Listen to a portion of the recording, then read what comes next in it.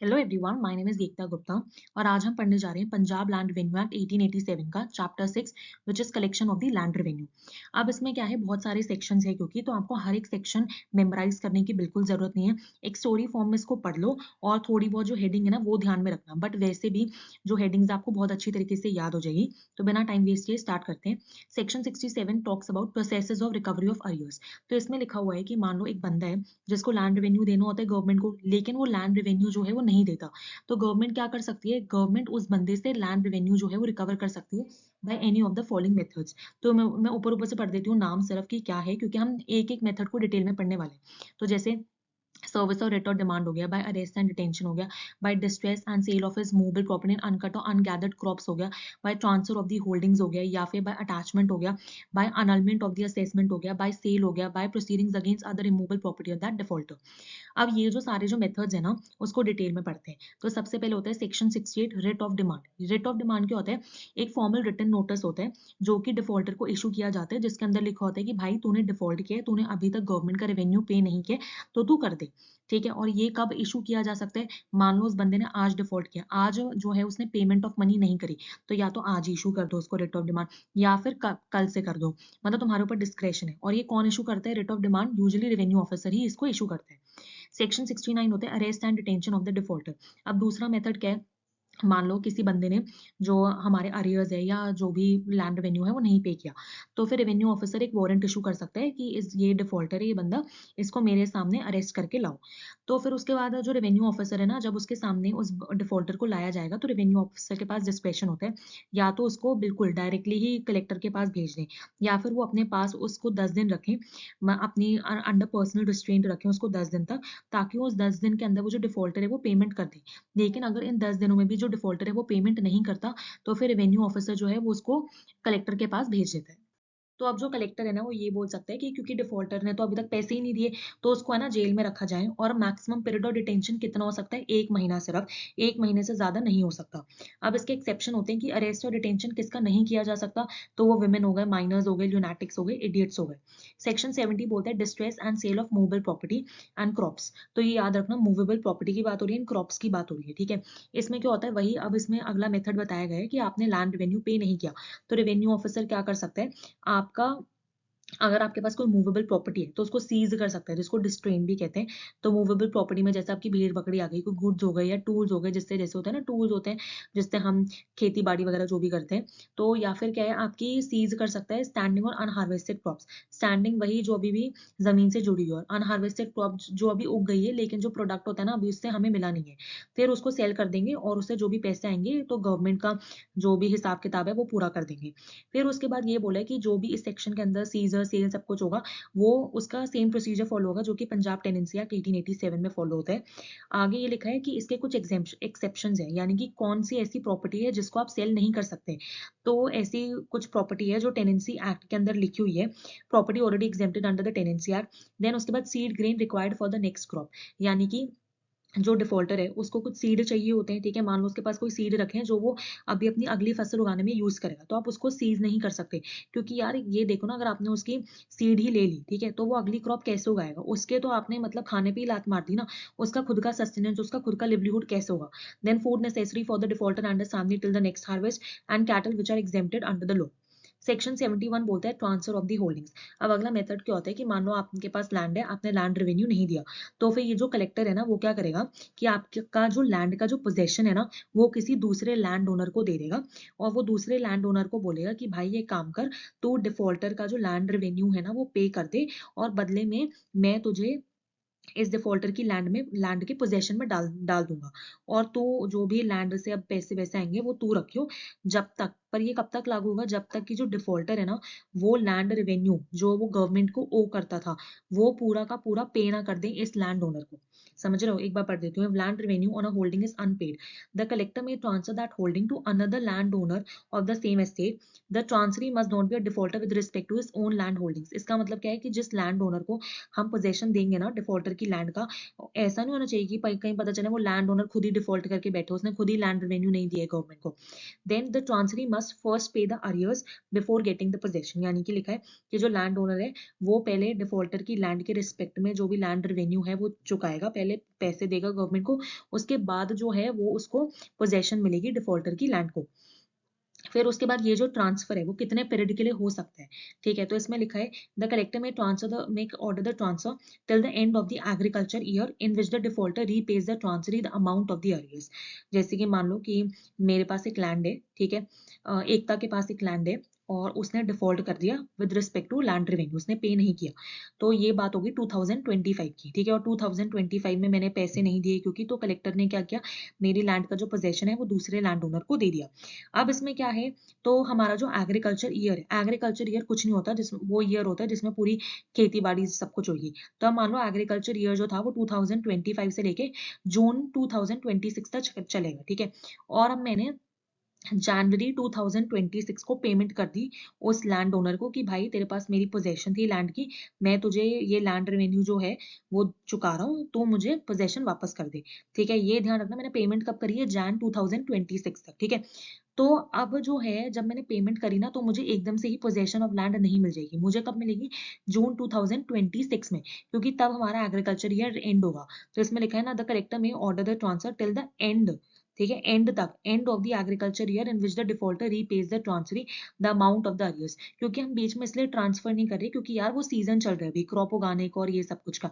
तो हम अगर वो जो लैंड ओनर है, ठीक है, वो बीच में मुझे मुझे मेरी ही पोजेशन, मेरी ही लैंड का पोजेशन वापस कर देगा, तो अगर उसने उस पर फसल वगैरह या कुछ भी काम कर रखा होगा तो वो तो उसका डिसरप्ट हो जाएगा ना। इसलिए हमने एग्रीकल्चर ईयर ऐसे फिक्स कर रखे कि at the end of the agriculture year ही मुझे मिलेगा, चाहे मैं जनवरी में ही क्यों ना पेमेंट कर दूं, बट अगर एग्रीकल्चर ईयर जून 2026 में खत्म हो रहा है तो तभी मिलेगा।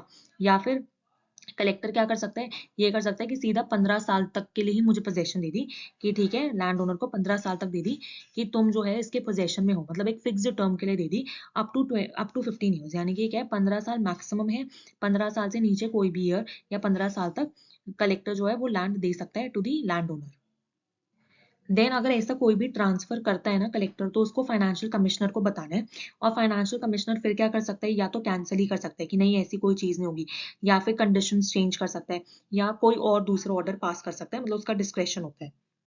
अब इसमें आगे क्या लिखा है, if the transfer was for a fixed term, मैंने आपको ये बताया ना कि जो कलेक्टर है उसके पास डिस्क्रेशन होता है कि अप टू 15 ईयर्स, मतलब 15 ईयर्स तक, उससे ज्यादा नहीं, और 15 ईयर्स से कम तो ऑफ कोर्स एलिजिबल है ही।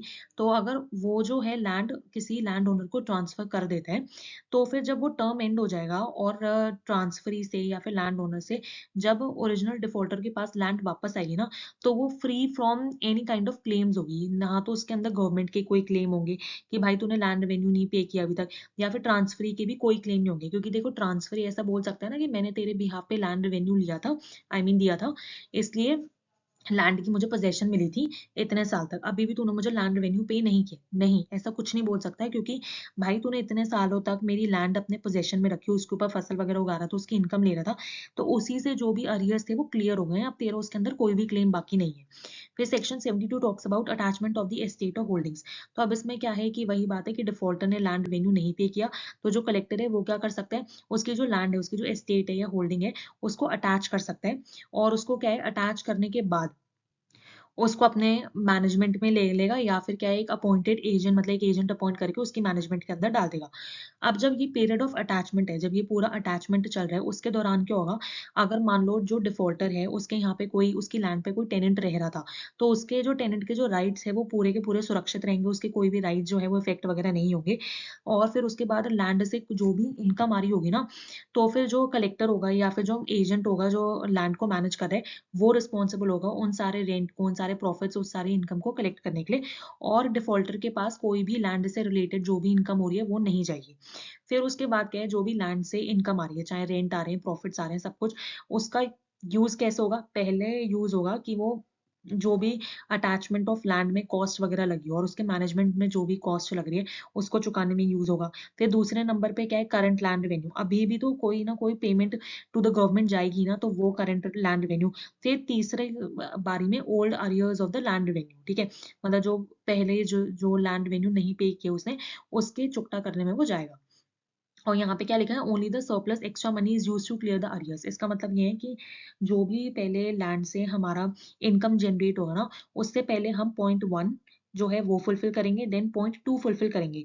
फिर उसके बाद मान लो कि जो भी बचा कुछ होगा, जो एक्स्ट्रा मनी बच गया, उससे पॉइंट थर्ड जो है वो फुलफिल होगा। ऐसा नहीं करोगे कि पहले थर्ड को फुलफिल करा, नहीं, ये जो क्रोनोलॉजी है वो आपको फॉलो करनी है। उसके बाद ये लिखा है कि जो लैंड है वो 5 साल से ज़्यादा आप अटैच करके नहीं रख सकते हो। फिर उसके बाद ये लिखा है कि अगर 5 साल के विदिन डिफ़ॉल्टर जो है वो लैंड रेवेन्यू वगैरह पे कर देता है, जो भी अर्रियर्स है, तो फिर लैंड जो है आप उसको इमीडिएटली रिलीज़ कर दोगे और वापस के वापस डिफ़ॉल्टर को दे दोगे। Section 73 अनलमेंट of the assessment of estate of holding. अनलमेंट of assessment होता है कि किसी भी लैंड से रिलेटेड आप कितना लैंड रेवेन्यू देते हो, ठीक है, वो पूरा असेसमेंट के तरीके से कैलकुलेट होता है। लेकिन अब कुछ ऐसे सर्कमस्टेंसेस होते हैं जिसमें हम ये असेसमेंट जो है वो पूरा का पूरा खत्म कर देते हैं, उसको कैंसिल कर देते हैं, और जो गवर्नमेंट है वो टेम्परली उस लैंड को मैनेज करने लग जाती है। तो ये कब होता है असेसमेंट अनल्ड, कब होता है, जब मान लो कि आप एक लैंड ओनर हो और आपने डिफॉल्ट किया in the payment of the land revenue for more than 1 month, और उस ऊपर से आप पे दूसरे रिकवरी मेथड यूज करें, जैसे आपको रिट सर्व की गई, अरेस्ट भी हो गया, अटैचमेंट भी हो गया, तब भी आपने पैसे नहीं दिए। ये कौन सी अथॉरिटी रिस्पॉन्सिबल होती है इन कामों के लिए? Financial commissioner. अब इसमें क्या है बोला, अनएलमेंट कब अलाउड नहीं होता, मान लो या तो लैंड अगर ऑलरेडी अटैचमेंट में है अंडर सेक्शन 72, तो फिर यह अप्लाई नहीं होगा। क्यों? क्योंकि यार सेक्शन 72 में मैंने आपको पहले बताया था कि जो लैंड है अब वो गवर्नमेंट के कंट्रोल के अंदर आ जाती है। तो जब लैंड अगर ऑलरेडी गवर्नमेंट के कंट्रोल के अंदर आ गई है, तो हम सेक्शन 73 को क्यों अप्लाई करें? क्योंकि सेक्शन 73 का भी तो मेन मोटिव यही है ना। या फिर क्या, when the land is under court of wards, court of wards भी गवर्नमेंट अथॉरिटी हो गई जो संभाल रही है लैंड, क्योंकि मे बी जो लैंड ओनर है वो माइनर है या वो डिसेबल्ड है। फिर उसके बाद व्हाट हैपेंस आफ्टर अनलमेंट, ये जो कलेक्टर है with the approval of the financial commissioner, या तो खुद लैंड का मैनेजमेंट करेगा या किसी और को क्या लेट आउट कर देगा कि तुम यूज करो और तुम इस लैंड को संभालो। अब मैक्सिमम कितना पीरियड अलाउड है? 15 ईयर्स। और इस पीरियड के दौरान क्या होगा, जो कलेक्टर है ना वो नया असेसमेंट कर सकता है और नए लैंड रेवेन्यू जो है उसके रेट्स फिक्स कर सकता है। अब फिर उसके बाद जो लैंड ओनर है, यानी कि जो असल में उस लैंड का ओनर है, उसको ऑप्शन दिया जाएगा कि भाई तू 30 दिन के अंदर बता दे, या तो तू ये जो नया लैंड रेवेन्यू उसको एक्सेप्ट कर ले। अगर तूने एक्सेप्ट कर लिया तो तुझे तेरी लैंड वापस मिल जाएगी और तू नॉर्मली लैंड रेवेन्यू पे करता रहेगा। लेकिन अगर उसने रिफ्यूज कर दिया, तो फिर क्या है, ये जो गवर्नमेंट है वो उसकी लैंड के ऊपर पूरा मैनेजमेंट जो है वो पूरा गवर्नमेंट ही मैनेज करेगी, इस लैंड ओनर का कोई भी इंटरेस्ट राइट वगैरह नहीं रहेगा। सेक्शन 74 के proclamation of the attachment. Section 74 talks about proclamation of attachment, ठीक है। तो प्रोक्लेमेशन ऑफ अटैचमेंट में होता है, प्रोक्लेमेशन बेसिकली एक पब्लिक नोटिस है जिससे सबको बताया जा रहा है कि क्योंकि इस बंदे ने डिफॉल्ट किया in the payment of the land revenue, तो उसकी जो लैंड है वो अब अटैचमेंट के अंडर है, या फिर उससे रिलेटेड जो असेसमेंट है वो हमने कैंसिल कर दी है। अब इफेक्ट ऑफ प्रोक्लेमेशन क्या होगा कि उस लैंड से जुड़ी कोई भी या तो रेंट है या इनकम जो भी जनरेट होगी वो हमें कलेक्टर को देनी होगी, हमें वो डिफॉल्टर को, वो लैंड ओनर को नहीं देनी। लेकिन मान लो प्रोक्लेमेशन से पहले किसी भी बंदे ने लैंड ओनर को पेमेंट करी थी, ठीक है, तो फिर वो मान्यता नहीं रखेगी, वो वैलिड नहीं मानी जाएगी, ठीक है, जब तक वो कलेक्टर अलाउ नहीं कर देता। और जब प्रोक्लेमेशन एक बार इशू हो गया, तो फिर तो आपको पेमेंट डिफॉल्टर को करनी ही नहीं है, तब आपको कलेक्टर को ही करनी है। क्योंकि आप पर्पस समझो ना, कलेक्टर क्यों कलेक्ट कर रहे हैं रेंट या इनकम जो भी लैंड से आएगी? क्योंकि कलेक्टर एक बार जब कलेक्ट कर लेगा, तो फिर वो उस मनी को यूज करेगा कि गवर्नमेंट को आप जो भी लैंड रेवेन्यू ओ करते हो लेकिन आपने डिफॉल्ट कर दिया, आप नहीं पे कर रहे हो, वो हम पूरा पे करने में आपको, आपकी जो भी रेंट या इनकम आएगी उससे हम गवर्नमेंट को लैंड रेवेन्यू पे करेंगे। इसलिए तो जो लैंड ओनर है उसको कलेक्ट नहीं किया जा रहा, क्योंकि जो अगर लैंड ओनर अपनी जेब में ही रख के बैठ गया और गवर्नमेंट को नहीं दे रहा तो फायदा ही क्या है। लेकिन कलेक्टर अपनी जेब में रख के नहीं बैठेगा, वो उसको यूज करेगा कि जो गवर्नमेंट को वो ओ करता है डिफॉल्टर लैंड रेवेन्यू, वो उसको चुकाए। सेक्शन 75 सेल ऑफ एस्टेट और होल्डिंग्स। अब आप कब कब लैंड को सेल कर सकते हो? मान लो कि जो अरियर्स है वो अभी भी आपने पे नहीं किए है, बल्कि जो सारे के सारे जो अर्लियर रिकवरी मेथड्स है वो हमने एग्जॉस्ट कर लिए, वो यूज कर लिए, फिर भी तुमने पेमेंट नहीं करी है। ये अथॉरिटी कौन देगी? Collector with the commissioner sanction होंगी। फिर इसके एक्सेप्शंस होते हैं, मान लो कि नए अरियर्स अभी अराइज हो रहे हैं, ठीक है, क्योंकि अभी जो लैंड है वो गवर्नमेंट के कंट्रोल के अंदर है, जैसे अंडर अटैचमेंट तो गवर्नमेंट के कंट्रोल के अंदर है, या अंडर कलेक्टर्स मैनेजमेंट और फार्मिंग आफ्टर अनलमेंट, तो इस दौरान जो है वो सेल नहीं होगी, क्योंकि यार गवर्नमेंट तो अभी मैनेज कर ही रही है ना। और न्यू अरियर्स जो है वो अब अराइज हो रहे हैं। पहले की तो चलो एक बात है, पहले की मैंने पेमेंट नहीं किया, बट अब इसमें क्या है, न्यू अरियर्स अराइज हो रहे हैं, क्योंकि गवर्नमेंट के कंट्रोल के अंदर है जो भी मेरी एस्टेट है या जो भी प्रॉपर्टी है, तो उस दौरान तुम सेल नहीं करोगे। तो अब अगर मान लो कि अब अगर आप सेल कर रहे हो ना, तो कुछ प्रोसीजर फॉलो करना होता है। पूरा एक प्रोसीजर दिया हुआ है, सेक्शन 79 बोल रहा है प्रोक्लेमेशन ऑफ दी सेल्स। इसका मतलब क्या है कि जो कलेक्टर है वो एक पब्लिक नोटिस देगा कि भाई ये ऐसी ऐसी लैंड है, इसको हम सेल करवा रहे हैं, मतलब गवर्नमेंट जो है वो इसको सेल करवा रही है। अब ये कब इशू होता है? जब कमिश्नर जो है वो अपनी परमिशन दे देता है कि ठीक है, ये जो इमूवेबल प्रॉपर्टी है इसको आप सेल कर दो। अब जो प्रोक्लेमेशन जो है ना, प्रोक्लेमेशन ऑफ सेल, उसके अंदर कुछ चीजें मेंशन होती है, जैसे date, time and place of the sale. फिर उसके बाद जो प्रॉपर्टी है जिसको हम सेल करने वाले हैं उसकी कुछ डिटेल्स। फिर उसके बाद क्या है, आपको कितना इससे लैंड रेवेन्यू पे करना पड़ेगा अगर आपने प्रॉपर्टी खरीद ली। फिर उसके बाद इनकम्बरेंसेस सेड की किसी थर्ड पार्टी का भी कोई इंटरेस्ट तो नहीं है कि मतलब उसमें टेनेंसी राइट किसी का हो या नहीं हो कुछ। फिर amount of the arrears for which the sale is order, मतलब कितना अमाउंट जो है वो ड्यू है गवर्नमेंट को, जिसकी वजह से जो है सेल जो है उसको ऑर्डर किया गया है, गवर्नमेंट ने ये डिसाइड किया है कि सेल कर देते हैं इस लैंड को। फिर उसके बाद जो प्रोक्लेमेशन है उसको पब्लिश किया जाता है, तो ये देख लो कि किस किस को होता है कि एक जो कॉपी होती है वो डिफॉल्टर को दी जाती है, तहसीलदार के ऑफिस में लगाई जाती है और ये सब कुछ। देन सेक्शन 82 होता है time and conduct of the sale, तो कब कब सेल नहीं होगी, ठीक है। तो सबसे पहले तो एक तो संडे को नहीं होगी और एक हॉलीडे को नहीं होगी, और जब आपने प्रोक्लेमेशन जो है वो उसको पब्लिश किया है ना, तो उसके विद इन 30 डेज नहीं होगी, उसके 30 डेज के बाद ही होगी अगर सेल होगी तो। और अब बेचेंगे कैसे, पब्लिक ऑक्शन होता है, जैसे आपने टीवी वगैरह में भी देखा होता है ना कि मतलब लोग बोलियां लगाते हैं, तो वही होगा। फिर section 83 power to postpone the sale, तो अब जो कलेक्टर है उसके पास पावर होती है कि अगर वो चाहे तो सेल को पोस्टपोन कर सकता है। सेक्शन 84 क्या है, स्टे ऑफ सेल, कब जो सेल है वो रुक जाएगी, मान लो ऑक्शन होने से पहले ही, ठीक है, ऑक्शन की जो बिडिंग है मतलब किसी ने बोली नहीं लगाई है उससे पहले ही अगर जो डिफॉल्टर है वो पूरा का पूरा जो गवर्नमेंट का लैंड रेवेन्यू होता है वो पे कर देता है, प्लस में जो और भी जो कॉस्ट होते हैं वो सब कुछ पे कर देता है ना, तो फिर ये ऑक्शन वगैरह नहीं होगी। फिर सेक्शन 85 क्या, payment of the deposit by the highest bidder, मान लो क्या बोली लगाना शुरू हुआ, तो जो भी हाईएस्ट बिड करता है, ठीक है, वो परचेजर बन जाता है। लेकिन वो परचेजर तभी बनेगा जब वो क्या है 25% ऑफ द बिड अमाउंट पहले उसको सबमिट करना होगा, उसके बाद ही हम उसको परचेजर जो है वो डिक्लेयर करेंगे।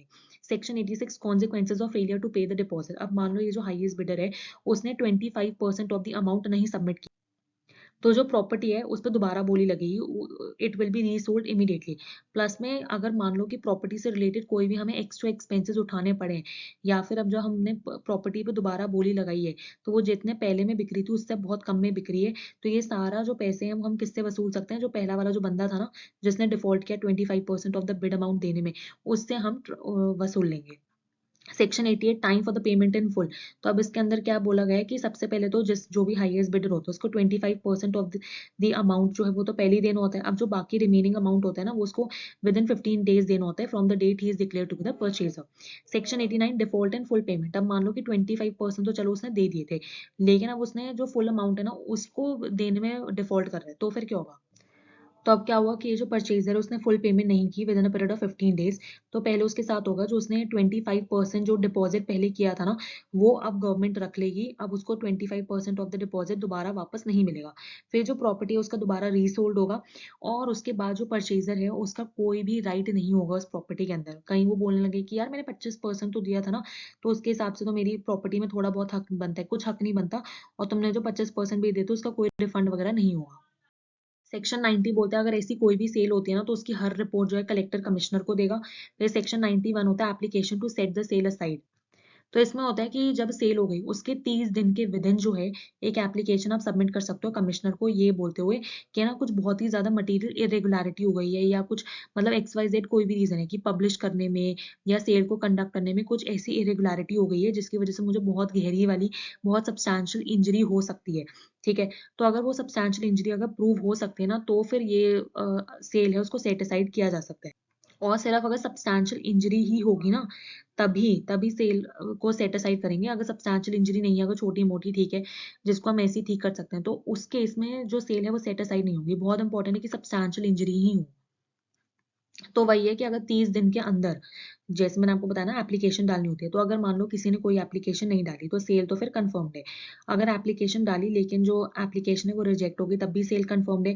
लेकिन अगर जो एप्लीकेशन है वो अलाउ हो गई है तो फिर क्या है सेल को सेट असाइड कर देंगे और कमिश्नर का जो ऑर्डर होगा वो फुल एंड फाइनल होगा, उसके अगेंस्ट कोई भी नहीं जाएगा।